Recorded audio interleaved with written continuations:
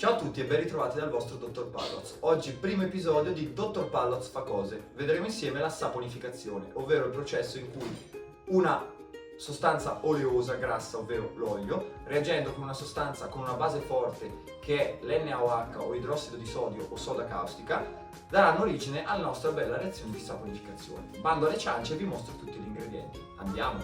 Olio extravergine o vergine di oliva, soda caustica, 300 ml di acqua, gli stampini per saponi o per candele, i coloranti per saponi o per candele, mini primer, un contenitore da minimo 1 litro, un cucchiaio e un sacchetto di plastica.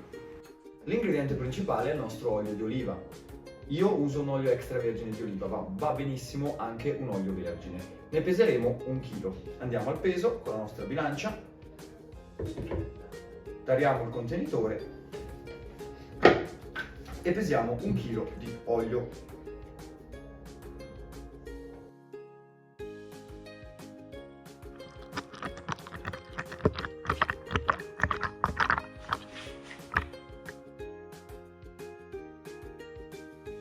Come secondo ingrediente ci servono 300 ml di acqua. Andiamo a pesarli.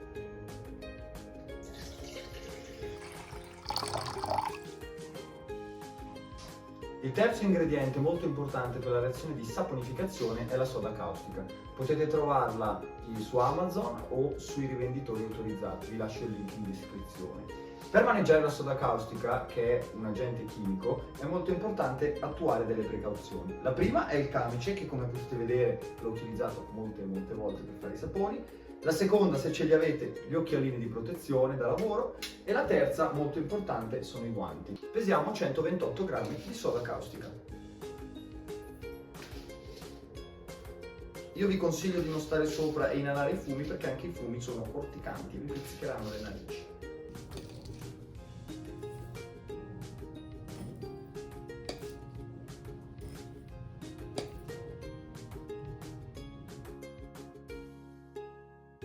Adesso aggiungiamo i 128 grammi di soda caustica all'interno dell'acqua. Mi raccomando, non l'acqua all'interno della soda, ma la soda all'interno dell'acqua. Avverrà la reazione chimica e porterà la temperatura dell'acqua a circa 80-90 gradi.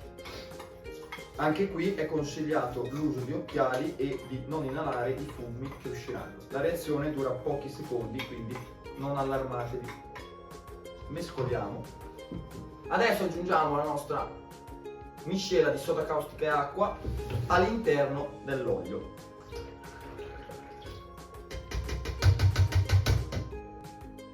Ora con l'aiuto di un mini primer andiamo a emulsionare la soluzione.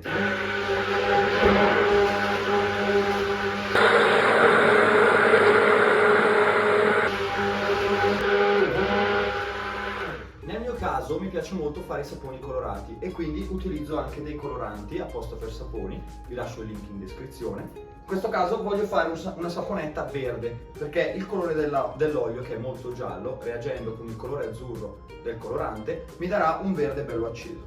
Ne aggiungo una quantità che reputo giusta, mischio e poi eventualmente aggiungo ancora colorante se non basta.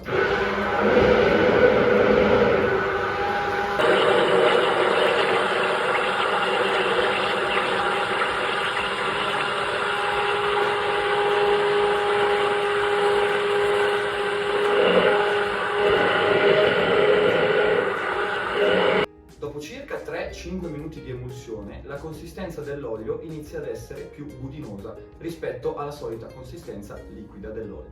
Questo momento è detto punto di nastro e la consistenza dovrebbe essere circa così. Arrivati al punto di nastro è possibile aggiungere gli oli essenziali a vostro piacimento. Io personalmente non li aggiungo perché ci vuole una quantità di olio essenziale molto elevata, consiglio dai 20 ai 25 ml per ogni chilo di olio. Io ho le boccettine solo da 10 ml, quindi non posso utilizzarle perché perdono l'aroma. Siamo pronti per mettere il nostro sapone nei nostri stampini. Io ho uno stampino fatto in silicone a forma di Africa, fatto da un mio caro amico, e poi degli stampini che potete trovare su Amazon, link in descrizione, che sono sia per saponi che per candele. Riempiamo i nostri stampini fino all'orlo.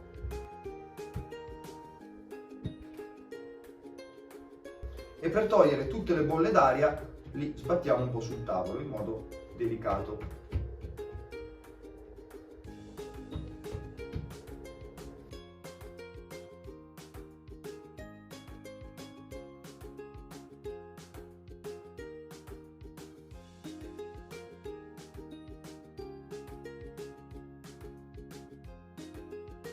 Una volta messo il sapone negli stampini, io lo copro perché così perde di meno il calore.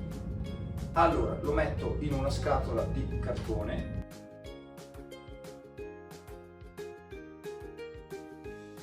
E poi ricopro la scatola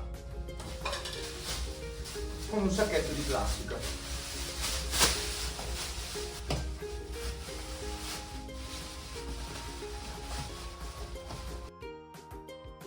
Adesso il sapone dovrà maturare minimo 24 ore. Io personalmente lo faccio maturare 48 ore. 48 hours later. Dopo 48 ore di maturazione possiamo rimuovere i saponi dagli stampini. Come potete vedere, alla fine mi sono risultati molto azzurri perché ho aggiunto troppo colorante rispetto a quello che mi ero prefissato. Una volta tolti dagli stampini dovranno maturare minimo 30-45 giorni. Io personalmente li farò riposare 45 giorni in un luogo asciutto così che possano perdere tutta l'acqua e risultare molto più resistenti e duri.